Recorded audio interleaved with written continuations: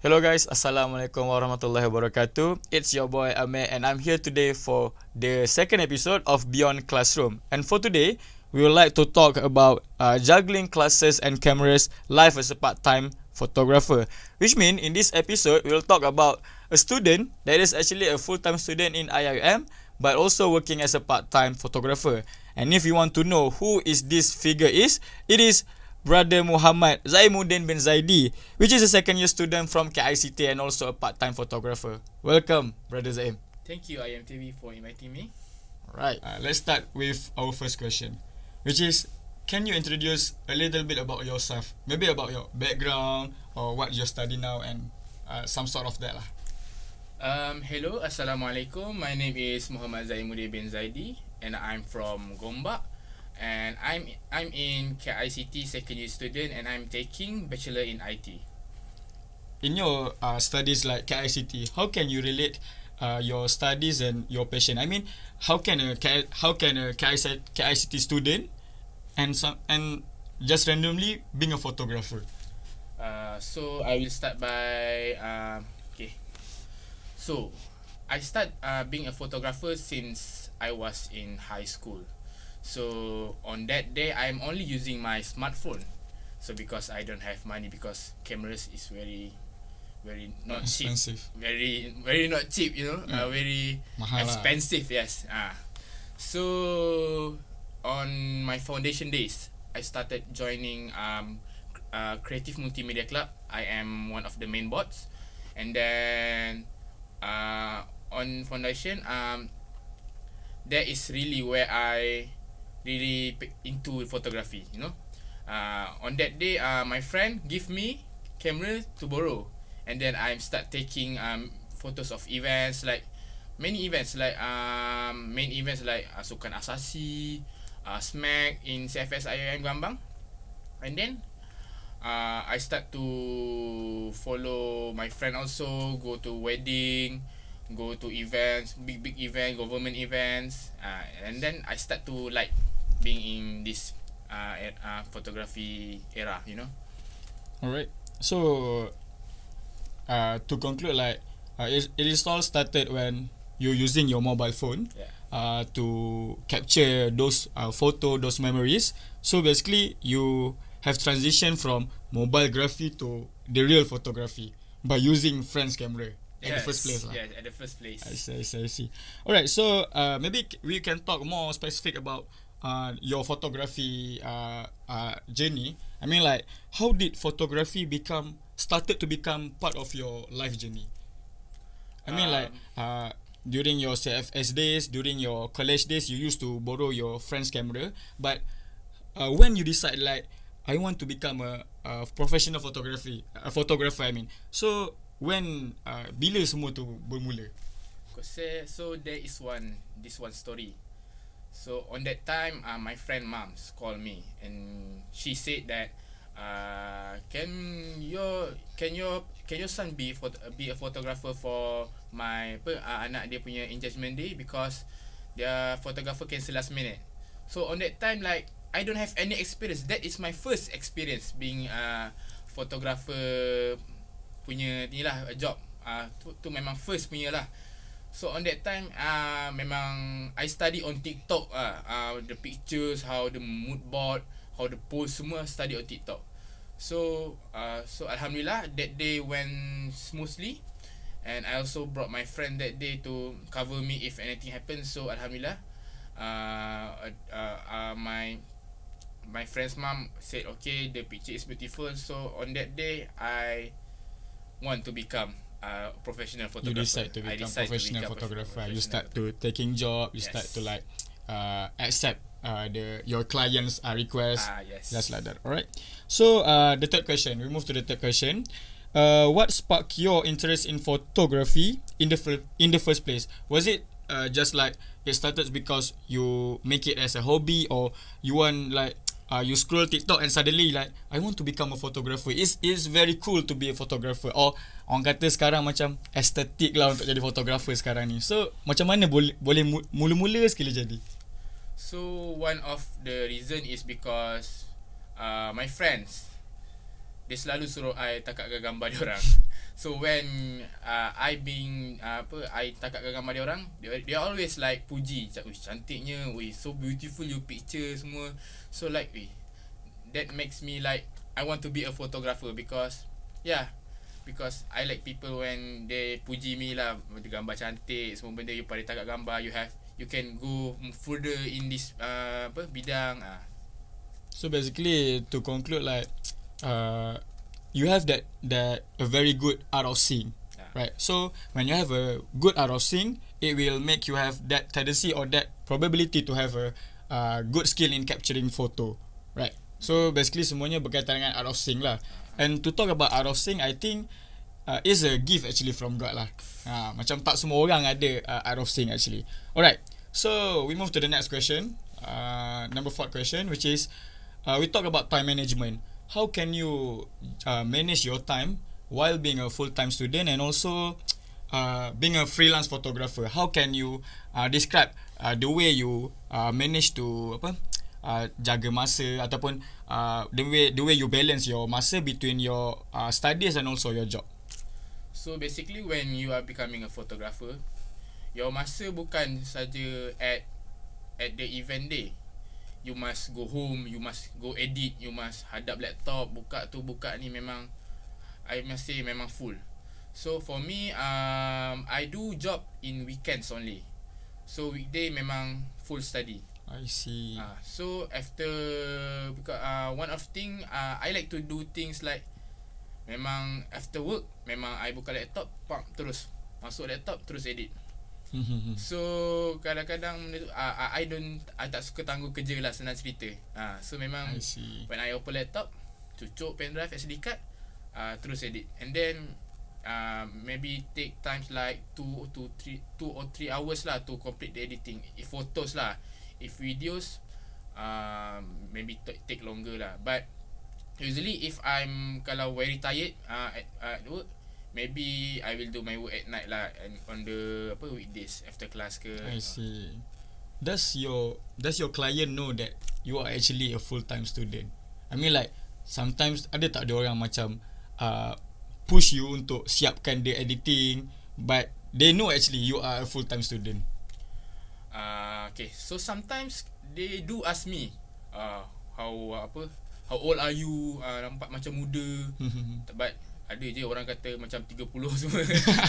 Okay, basically I will tell them lah I'm a full-time photographer, and diorang pun akan terkejut, and then diorang pun ada je yang faham, like they understand lah I'm full-time student, so I need my time also. But setakat ni tak ada masalah lagi lah, masa dengan semua macam ada deadline yang memang ikut lah. Faham. Being a photographer at a very young age, and also while studying, while being a full-time student, ada tak macam you kenal-kenal dengan mana-mana otai? I mean like you have a connection with those otai-otai photographer, sebab you adalah photographer muda. Even you are student, so macam mana you keep that connection? I mean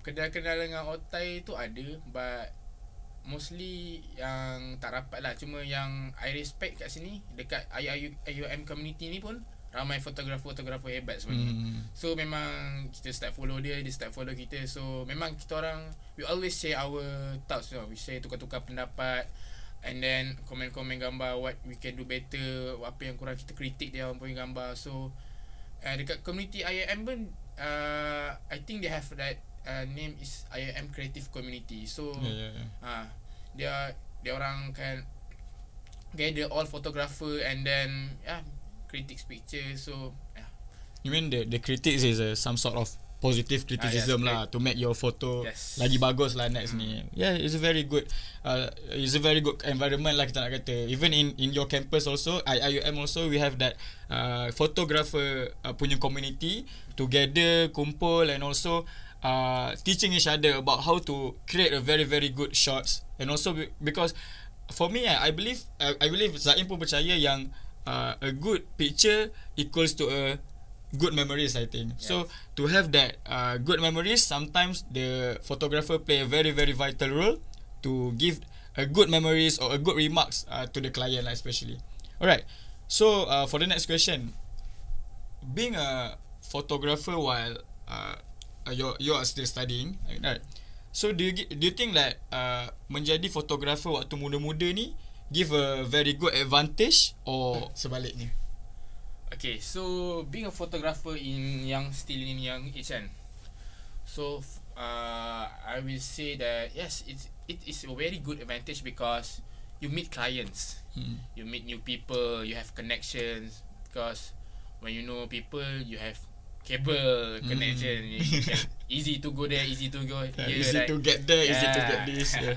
So I met a lot of people and a lot of clients. So because this thing dia expose you masih muda, you expose to the real world.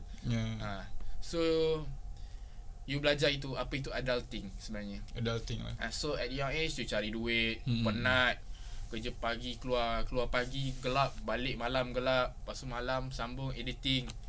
So it's a good for good exposure lah muda-muda ni. Good exposure for young people lah. I'm also kind of agree with what you say. I mean like when you work as a part-timer, especially freelance photographer, you learn to adapt with those social skills. You have that skills to interact with people, communicate with people, semua tu lah kan. So at the end of the day, sometimes those skills we can't jumpa skill tu dekat dalam kelas. We need to learn it, we need to find it by ourselves. So as Zaim said, dia jumpa semua skill, dia enhance his social skills by working part-time, by working freelance photographer when dia berjaya untuk jumpa dengan semua jenis orang lah. Alright. So for the next question, maybe the last question for this section, for this first segment is like fancy question lah Zaim. Between portraits or maybe landscapes or what sort of example photography style, which one is your most favourite one lah? You suka tangkap portrait or you suka tangkap contoh lah, I don't know lah sebab I'm not a photographer. So I think my favourite one is maybe nature and creative style lah. Because memang creative, lagi-lagi creative style, I memang adore orang yang tangkap in creative style. Like if you know there is one photographer like Abedemu 𝗕𝗘𝗍. I like his picture so much because of the creative style look. Because when you take a picture in creative style, you must think outside of box. You must have a good composition, good colour, good lighting, and then editing pun play a vital role lah sebenarnya dalam picture yang cantik ni sebenarnya. And then I nak share juga yang the least favourite lah, boleh? The least or the most? The least. Alright. I don't like do weddings actually. Oh, maknanya you paling tak suka adalah ambil gambar waktu wedding lah. Wedding. Waktu wedding lah. Sebab may I know the reason lah. Because one of the reason is wedding is very tiring, you know. Because wedding is only one day, one special day for our clients.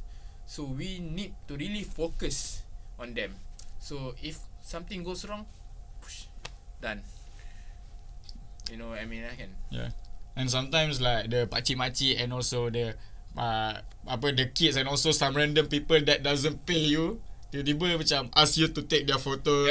But actually you need to, as a wedding photographer, you need to like have your fully focus on the pengantin lah kan, because you want to take, you tak nak miss apa good memories like. The most tiring part I think when they want to take a group picture lah. After you take with the camera, they pass your phone, then can you take your phone also? repeatedly bro. Kalau orang kata kalau ada 10 handphone 10 gambar lah kena ambil. And then you must hire your voice 1 2 3 1 2 3 1 2 3 freestyle, tunjuk pengantin 1 2 3, very tiring. Yeah. But can I know like actually sometimes you accept ataupun lebih kepada you reject those request lah untuk ambil gambar using their own handphone? For me, setakat ni tak pernah reject lagi. Baik lagi lah. Kita be kind je lah to others. Because when we be kind to others, others will be kind to you. Mana tahu lepas tu dia bagi QR ke suruh scan kan. Because actually when we talk about wedding photographer or wedding photography, I believe that even though Zaim has the least favorite in wedding photography, but I believe by being a wedding photographer lagi masyuk sebenarnya kan. Yes. Walaupun macam you tak berapa suka the pressure, the request, the demand, but actually wedding photographer lah yang give you a lot of money. Macam mana? That is why because wedding photographer is so expensive lah. Because of the pressure semua, and then you need to memorize many poses, and then make it boring lah sebenarnya for me, because every client you post something same, every client repeatedly, because one of the thing I think macam benda tu kadang-kadang you fikir macam dah bosan nak buat benda ni, tak, kadang-kadang benda tu dia buatkan you tak enjoy sangat fotografi sebenarnya. But one of thing kalau you cara nak nak hilangkan benda tu, for me kena buat cara shoot with creative looks. When you shoot with creative looks, you have many so much ideas lah, so many posts yang berlainan-lainan, something like that. I see. Maybe last question before our commercial break. Can you explain more about can you explain to our audience lah yang lagi bukan photographer, what is actually the third layer rule, the those such things lah. I mean, sebelum kita nak commercial break, maybe kita boleh borak sekejap pasal benda ni. So there is many composition. One of them is third layer rule, right? Bukan third layer, third grid, third rule macam tu lah, ada lah. Tapi actually what is that actually? So dia ada composition to make the pictures look perfect, look cantik lah sebenarnya. So kadang-kadang composition ni dia sebenarnya tak wajib ikut pun, tapi more to being dia membantu kita untuk mendapatkan gambar yang cantik. Faham tak? Gambar yang symmetry, gambar yang menceritakan something in that picture, like you have subject in that picture. I see. The picture that you want to tell a story about. So by mastering those third layer rule, third grid rule, actually it enhance the story behind the picture lah. Macam tu lah konsep dia actually. But still like it will related to the art of scene, right? Yes. Yeah. So when we talk about art of scene, third layer rule, sometimes skills really play a very very important role, especially when you want to pursue your career in photographer. Alright. So maybe before we ask more question, alright, so we are going to take a short break, but stay with us because after this we will talk more about the gears and the camera, the grind, and also many more behind the scenes of Zaim photography journey. So don't go anywhere, we will come back later.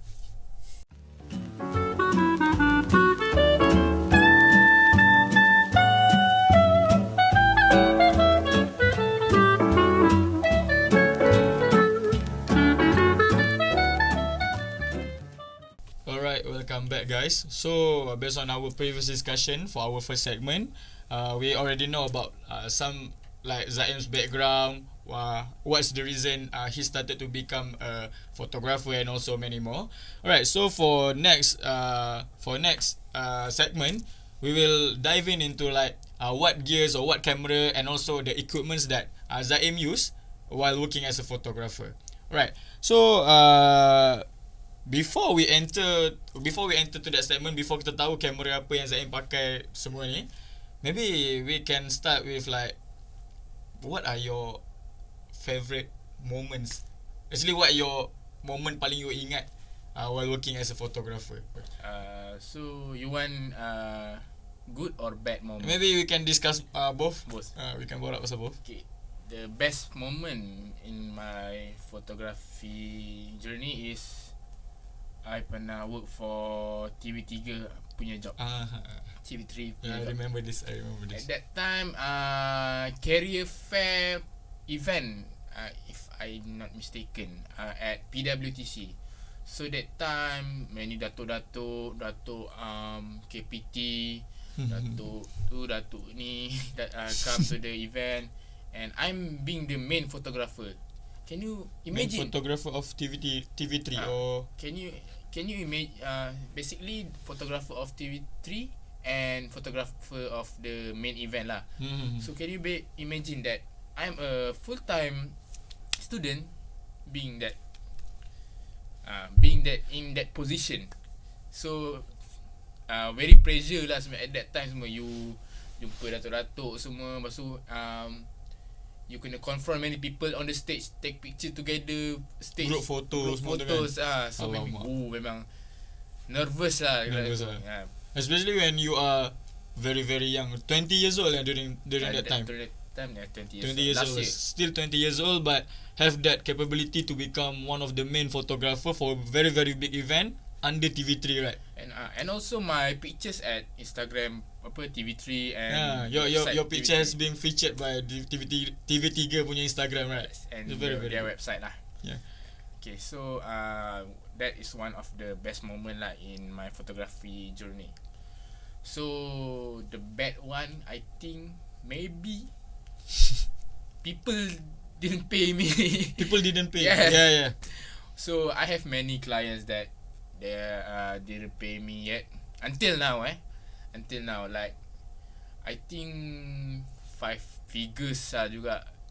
Dia orang actually hutang with me. 5 figures. Like, tinggi juga. Yes, tinggi. And then I can do anything lah. I want to report police pun quite risky, right? Quite risky. And then complicated lah orang cakap kan. Yeah. But actually itulah asam garam. We call it asam garam. In photographer punya passion memang akan jumpa orang macam ni lah. We will meet ni. That's why I say that you will meet such you will meet new people, like people different like this, people like that. So many problem people, have good people, bad people. Okay. Right. When we talk about payment lah kan, do you think like or do you have any clients like suggest you a very very underpay punya harga lah? Kira macam for the wedding photographer, the client only ask you for only RM150, a very very low ball lah kita panggil kan. So do you experience those such things?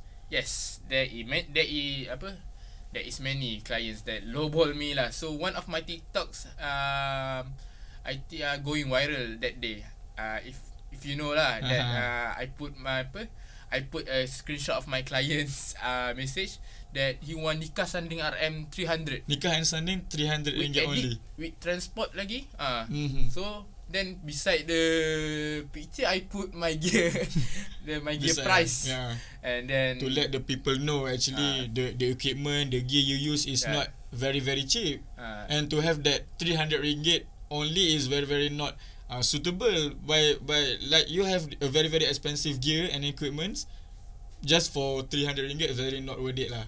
So let me explain lah, because in photographer, so gear punya harga bukan semata-mata. I mean like there is many things you must pay. You must pay the oil, transportation, petrol, I mean. Yes, lepas tu you must pay the software. I must pay my Google Drive storage.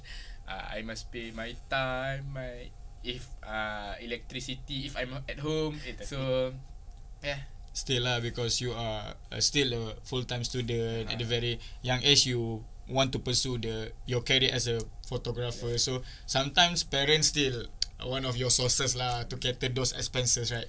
So yeah, 300 is very tak berbaloi for nikah sanding for 7-8 hours. Penat.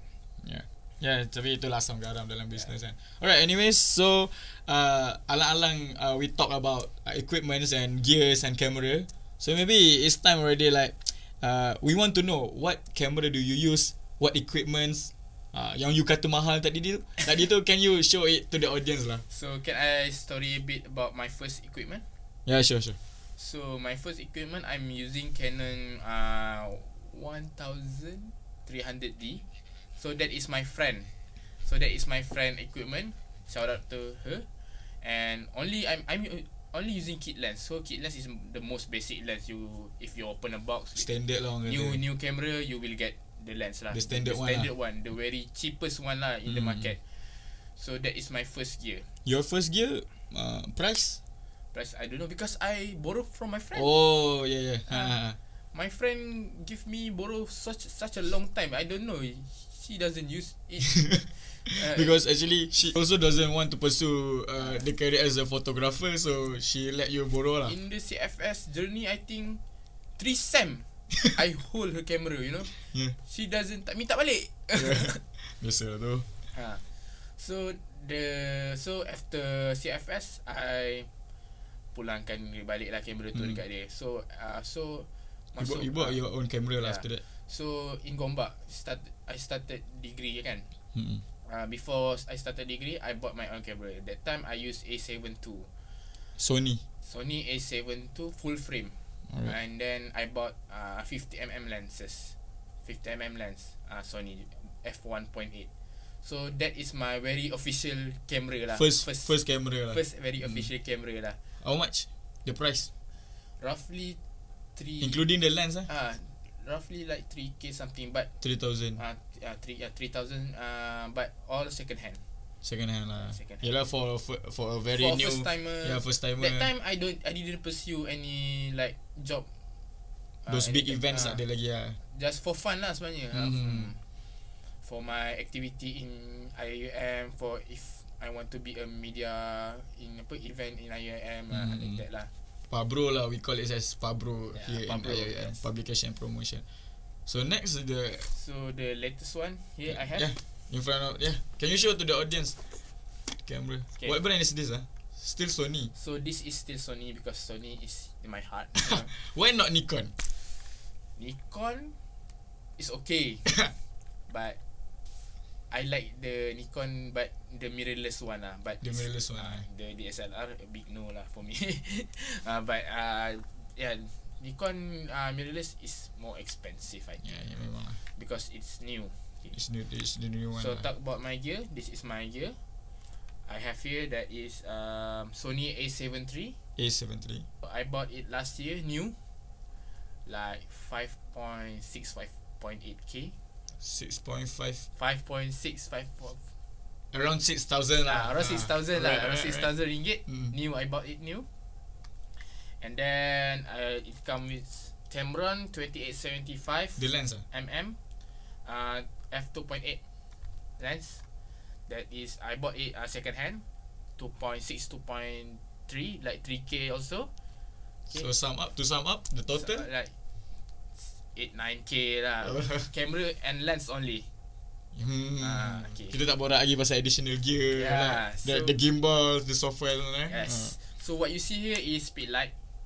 Basically speedlight is a flash that dia pantulkan cahaya untuk event tu gelap ke apa, so dia membantu like additional exposure, additional lighting lah cakap kan.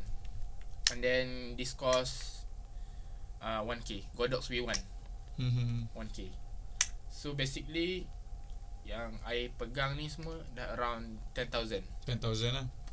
For the camera only dah cost 10,000 ringgit. Yes. So how can the client still want to ask 300 ringgit lah for nikah and Sunday? So this is the basic needs for a photographer lah. The most basics.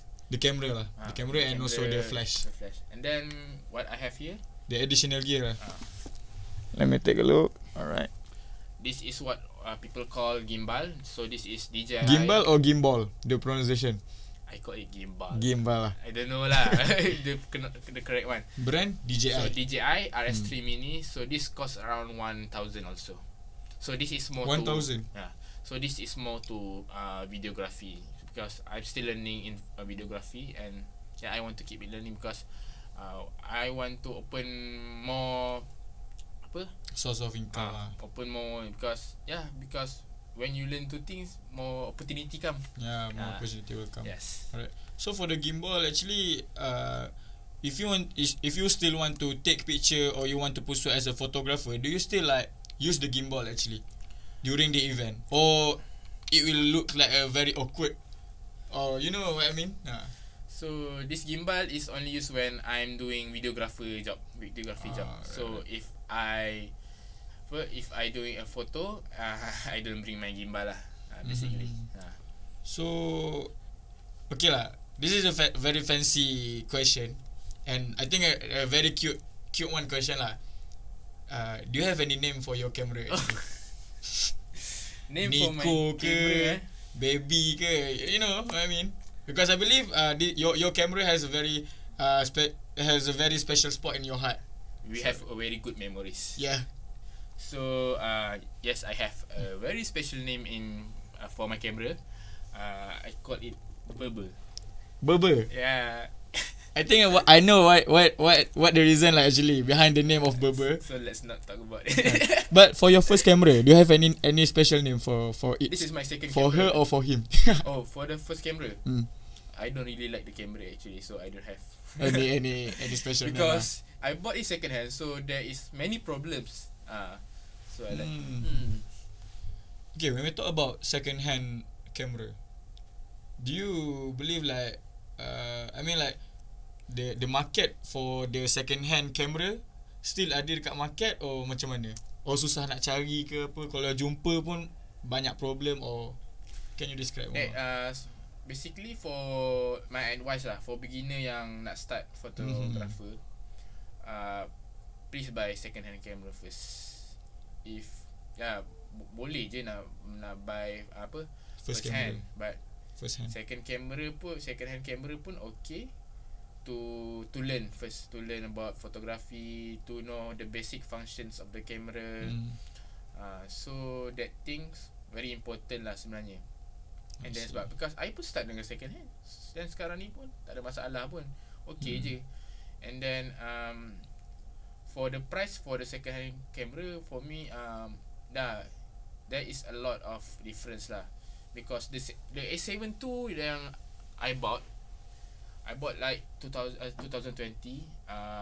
The release date is 2014 lama lah, 11. So so sebenarnya quite old lah that camera. So I didn't expect more.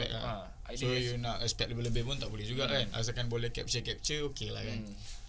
But do you have any like suggestion or recommendation website or 𝗕𝗏𝗀𝒧𝒻y ke apa kan, to buy for the new photographer or for the beginner to buy the second hand camera? One of my spot is at Berjaya Times Square. Berjaya Times Square dekat Bukit Bintang tu.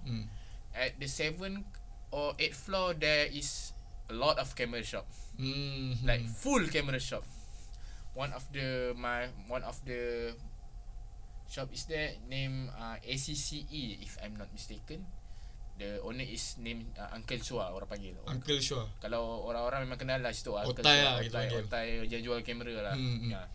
So I like to go there because there is many options and the price a bit cheaper lah. Nak berbanding dengan kedai-kedai lain. When you and satu lagi, when you buy camera at shop, dia more promising lah, because you have warranty semua. Even you will get the actual box, right? Instead of you buy with people, you don't know what online, what people do, what people just to be safe lah kita katakan. Yes. Sebab kita nak elak benda-benda mudarat jadi. Alright. So maybe next question is regarding, okay, benda ni bermain dekat dalam kepala saya lah. For a new beginner, do you think is a good action to join any course or class before being a photographer? I mean like we know like sekarang ni photographer ramai buat kelas kan. So do you think the beginner need to take those class, or actually ni semua you don't need, actually you need to learn it by yourself lah macam tu? This question is a bit have a controversial lah among controversial among photographers lah, lagi-lagi yang otai-otai tu semua. For me, there are two peoples. I mean like the pros and cons lah. Bukan, I mean there are two peoples that one yang perlu join class, one yang bagi I no need. No need. Yang for the one yang need to join class tu, for me, we sorry about the one who don't need to join class. For me, they have a very good art of seeing, like you say. Because when you have a very good art of seeing, your picture will look so beautiful, even though you don't you don't know the composition, because art of seeing for me is a gift from God lah sebenarnya. Very lah, because many, I don't want to say this, but I don't want to say this, but many old photographers, even though they have been in this bidang lama gila kan, lama sangat, but dia punya picture for me biasa lah. Maybe ada teknik-teknik tu kena improve lagi lah. Bukan teknik macam for me, they ada experience, but they don't go further with tu. This stay at the same spot. You know what I mean? Tapi but for basic functions like what is shutter speed, what is ISO, what is aperture, that you must learn lah. Because by course or by own self. You can learn by course, you can learn by your friend, because I learn by my experience. Even like, you can search on YouTube, right? Yes. For me, like I said, in my CFS foundation, I join many events. I being a photographer. That's where I learn about camera. I learn about the camera settings lah.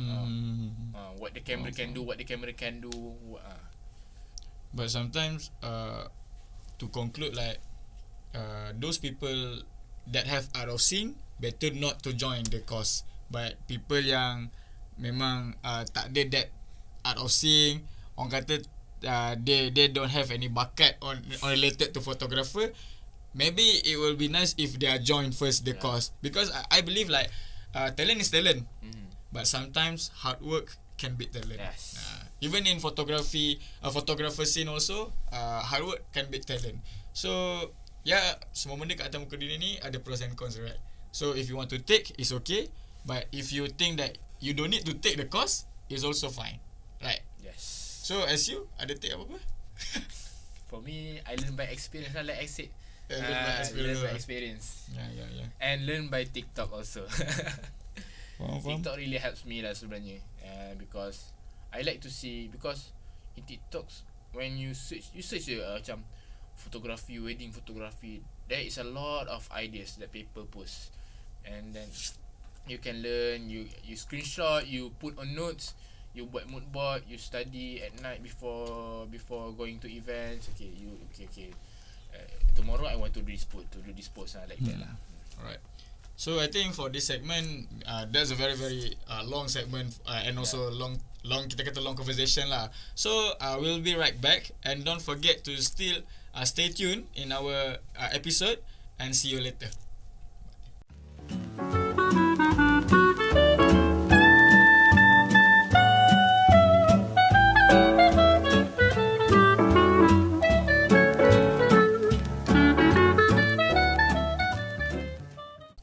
Welcome back to our episode. So just now we talk about equipments and also some sort of camera. If you a beginner photographer, mana you nak cari kamera, and also the second hand gear, the second hand equipment and tools. So for our last segment, maybe we want to talk more about personal wisdom. I mean like some advices you want to tell to the new photographer and all lah. So for our first question, actually before we go to the advice lah, I mean like ada satu soalan yang memang bermain kat dalam kepala I lah. Alright, in what ways you actually market yourself, or maybe we can talk about personal branding when you want to actually percayakan klien to make the client trust you lah to be their photographer. Okay, so mostly I market myself basically at all social media, but the main one lah, I regularly post at Facebook lah sebenarnya. Facebook group. Facebook in this big 2025. Yeah, because that's why my clients come from macam mak-mak punya anak nak kahwin, kan. orang-orang tua, something. Sometimes not the pengantin yang hire you, the parents yang contact you. Parents ada yang sometimes the parents, ada sometimes the pengantin juga, because for me Facebook more easy lah sebenarnya nak cari nak cari service ni for me. And then I also post at Instagram, I post at TikTok, I post my hasil kerja semua dalam tu. So because TikTok pun play a vital role. Ada yang macam contoh, like the example is when the convocation, the IIM convocation, I post picture of someone lah yang tengah convocation kan. Okay, so that is okay, cerita convocation ni kan. I pernah approach seorang UIA punya graduate graduates yang punya graduates, and you kena berani lah kan, you approach, hello, congrats for your convocation, graduation, can I take you a picture for free? I at first malu tapi that's how I kembangkan my photography punya business lah sebenarnya. Because after that I approach orang, I bagi gambar free semua benda for my portfolio, and then I post on TikTok, and then the picture pun go viral juga sebenarnya, kan? Management engagement, and then a lot of students next convocation pula contact me for tangkap gambar convocation orang. I see. So TikTok pun play a vital role, and Instagram mostly orang some of them nak tengok your portfolio, so I post lah my hasil kerja kat Instagram semua. So your works, to conclude, your works or your picture you will post at Instagram as a portfolio site. So for the people macam boleh datang and visit your Instagram and take a look at your photo lah. So when people do you have a portfolio? So I will give my Instagram link lah. Okay, alright. So do you think being a photographer, does LinkedIn really important for all of you lah? I mean, LinkedIn ni mau kepada corporate, but do LinkedIn play a very important role, especially in term of portfolio as a photographer? So LinkedIn ni, as you say lah, dia play more important roles in corporate lah. If you want to join company ni, join company tu. But for me, because I'm freelancing kan, so I think I need to market my place at somewhere yang orang cari services, you know. Yeah, especially Facebook lah kan. Facebook, semua benda. That's where people, because for me Facebook, like you said, but I think for nak cari service sangat relevan untuk kat Facebook, because there is a lot of service that they offer at there. Example of Facebook groups that you join and you market yourself there? Like mencari fotografer, videografer. Memang dia exact name memang macam tu lah. Ada group dia. Mencari fotografer untuk wedding macam tu. Ada group dia. And one of maybe I don't start yet, but one of the way to promote myself is maybe FB ads or IG ads. Do you use those FB ads, IG ads? I don't use it yet, but maybe in the future I will use, because my friend ada yang use and dia kata function. It is relevant lah. So like they have many clients lah yang contact dia untuk cari fotografer semua benda. Tapi itulah, because FB ads dengan IG ads ni macam a bit more complicated lah to setting semua. I need to learn more lah about it first before I start it. In term of orang kata customer service, sometimes you need to deal with a lot of people in WhatsApp. You need to reply all of those texts, right? Yang ada text you untuk can you be my photographer, boleh tak jadi photographer semua. How you deal with those problems lah? I mean, like nak message pun kena ada adab dan ethics dia, right? So what's your way lah actually? My way my way, I like to, if clients macam message me, I like to reply macam beria sikit kadang-kadang. Because I want they being interested towards me kan. So and the interaction pun nampak lagi tak awkward lah. Interactions in message pun very important lah sebenarnya. So dia nampakkan diri kau yourself yang sebenar-benarnya kan. Orang kan, that is the first impression of your clients to you in the first place. So I need to be nice, and if can double text, triple text lah kan. You know right. The words. So next question lah, move to the next question. This question is more related to reflections or personal wisdom or advice you want to give to the new photographer especially. So I ask you, like, what advice would you give to other students who want to pursue the same career as you while being a full-time student? And if you can relate it more specific to IIUM student, apa advice you? So one of my advice is please study first before you started doing your first job. So, you mean study the camera lah, study the photographer scene, study the basic necessities, study the picture, and please if you want to do a first job, please follow people first lah. Try to follow your friends that yang pernah join and do it for free. Macam kalau you friend baik, boleh dia nak bayar kan. Cuma from there you can see him, see her like like that. Macam tu dia buat kerja. Macam tu.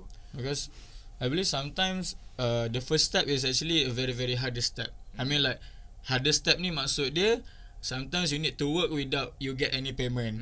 But actually the hardest step is actually a very very important step for you to make those 1,000 steps ahead, right? So in your early days, do you have like one mistake that you have made but you want to tell people, especially the new photographer, jangan buat mistake yang aku pernah buat dulu? Ada tak benda-benda macam tu? There is one mistake, bro. Alright. What it is? I format my SD card without backup. Format SD card without backup? Yeah. Alright. One of the bad memories jugalah, because the client will ask kan, mana gambar?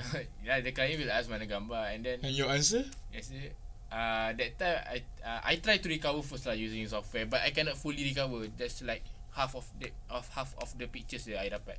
So I message the client back, Assalamualaikum, I'm sorry, I cakap the SD card is corrupted, semua benda yang tu. So I can just recover half of the pictures semua. So what's the client reaction during that time? So that client macam just dia okay je. Dia she is not angry pun, tapi she advise like after this be more careful lah semua benda. But deep in your client's heart must be like they disappointed lah actually. But I actually offered a refund to them, but they refused to take the refund. Oh damn. This is one of the example when Zaim said that when he want to pursue part time, he met a lot of people with a very different background, and one of it is when this client dah hadap macam-macam masalah caused by Zaim, but still the client choose to act like it's okay, macam benda tu biasa jadi semua tu kan. Because corrupted SD card memang photographer memang apa panggil, benda tu selalu je jadi normal lah sebenarnya. But the things tu kita paling tak nak lah jadi actually. Kalau boleh no lah. So untuk elakkan benda ni pun, always clean your SD card format. After shoot, backup, format terus, then take a new shot. For your client yang you dah have cause trouble ni, wedding lah, wedding photograph, I mean for the wedding event. Yang tu. Yes, nikah. What a very special moment actually. You have cause trouble, very very not good lah Zaim. But yalah, as a beginner, semua beginner will make a mistake. Tapi alhamdulillah lah, I can recover half of it. So basically not all pictures gone lah. Sure. But the half tu sampai mana? Sampai aku terima nikahnya or what? I don't remember lah, but I think the salah picture have lah. Oh, sebab actually you can make a mistake, you delete ataupun you hilang gambar-gambar yang berjalan, maybe boleh, but the moment like the solemnization, actually the picture need to be there. Okay. But that time they also have like their siblings being a photographer, so I'm glad lah jugalah time tu sebenarnya. Suppose jugalah dia yang jadi ada backup lah. Have backup lah. So I think that's why she thinks it's okay kot. Not But that's the biggest mistake yang you have created when you baru nak pursue jadi photographer, and you don't want siapa-siapa yang nak pursue jadi photographer to repeat lah the same mistake as 𝐿𝐴𝐴𝐻. Right. So any more advice? Maybe it's one or two more advice that you want to give. Okay, so especially lah, maybe we can borak more kepada especially on time management as a student and also photographer. We put aside SD card rosak, kamera murah, kamera second hand semua tu, but now we talk more about how you manage your time as a student. So if you are full-time student, please prioritize your study first, because I don't take jobs on weekdays last minute. Ada je yang offer job on weekdays, but if can, tolak lah. If you have class, go to class. Prioritize your study, because that is where your career goes sebenarnya. So for me, I take this photography.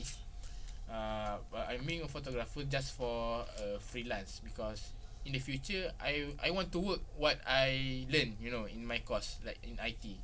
So maybe you kat IT kan. So if I want to maybe search side income, I will do this job like that. You will choose being a freelance photographer as a side job to have those side income. Not a full time lah. I will choose as my side job, because at the end of the day you want to pursue a career in those ICT fields lah. But photographer ni from hobby into something that can be a source of income lah, kan. Maybe your point is you want those new photographer to always know what is the first main important commitment, which is study lah. Alright, Zaim. I think for the advice memang dah terlalu banyak, and those advice is very relevant, especially to those young photographer ataupun newbie photographer. A very last question I want to ask you. If you can describe your photographer journey in 3 words, what is gonna be? Fun, bosan ke apa? 3 words. Passion first. Stressing juga. Satu lagi I would say fun. Passion, stressing, fun. Because this journey for me is very fun. I can learn more, and orang cakap we go through this straight line. I meet a lot of people. I gain a new experience, something like that. Alright. So any last word lah before we end our episode? So for those who the very very special one lah. Okay, so for who those want to be a photographer, please do it wholeheartedly, passionate. You give your heart 100% to do what you like. Don't be like you see this one photographer, so much money, I want to be a photographer too. No, because of the weight. Because of the weight, no. Because you must have passion what you do. Alright, that's all. Alright, so by having those last advice from 𝐿𝐴𝐻, it marks the end of our episode this time. So thank you so much, brother 𝐿𝐴𝐻, for sharing your story with us. I'm pretty sure that a lot of students will get inspired to be like you, especially. Alright, so to everyone watching or listening, remember your passion doesn't have to wait until graduation. When you are student, you can pursue your dream to become a photographer, as an example. So with the right mindset, balance, and a little hustle, you can do both, especially when you are in your young age. So until next time, I'm your bro Amir Hakim, and this has been a very good moment in Beyond Classroom. And also, please don't forget to follow our social media account, IIUMTV, on Instagram, Twitter, Facebook, and also LinkedIn. Until see you next time, exploring stories inside Beyond the Classroom. See you later. Bye.